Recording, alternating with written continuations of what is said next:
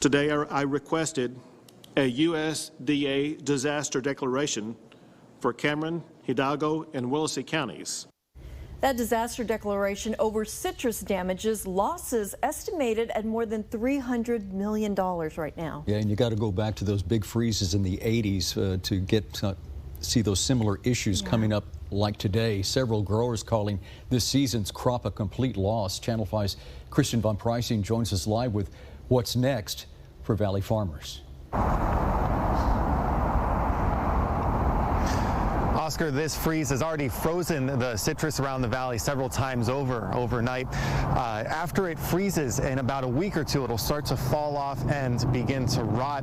Apparently in this field right here, somebody's already come by and started salvaging what they could. It'll fall and rot, and then there is a rush to try to collect as much as possible and salvage what they can.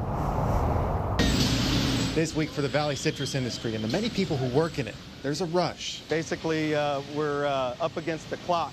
What you're seeing here, you won't see for long. These are the last of the fresh grapefruits that were picked before the freeze. This harvest that would have gone on for weeks will now end in days. There's no more fresh grapefruit left to pick in the valley. All of the fruit that was hanging on the tree on Sunday night froze by Monday morning. This is TJ Flowers, VP of Operations and Sales at Lone Star Citrus Growers in Mission. What will happen now is the remaining grapefruit that's outside this warehouse will go on to become juice. Growers want to turn as much of their crop into fresh fruit as they can. Juicing the grapefruits makes less money. Juice dollars are always less than fresh dollars. But that investment made expecting fresh fruit is lost. That means that we, spray for bugs and we, apply herbicide, insecticide to grow a beautiful piece of fruit that can go into a retail environment. With that level of financial investment, you don't want to squeeze any more fruit than you have to. That's why a freeze of this magnitude is devastating. Following the losses from this summer's hurricane, more losses now. Lone Star citrus growers had about 15% of the harvest left on the trees. Flowers says other growers have lost as much as half of their harvest. Now the question is if the trees themselves are impacted too.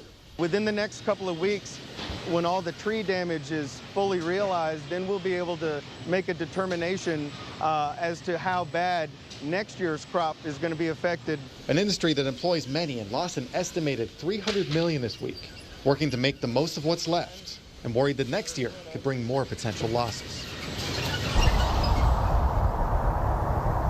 Growers are saying that the damage from this week will impact next year as well.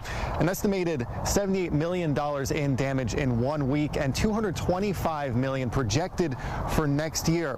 The damage to the trees is still unknown, and Governor Greg Abbott is telling the federal government to do something in the form of an emergency declaration to help out the farmers in this area. Reporting live, Christian Von Preissing, Channel 5 News at 6.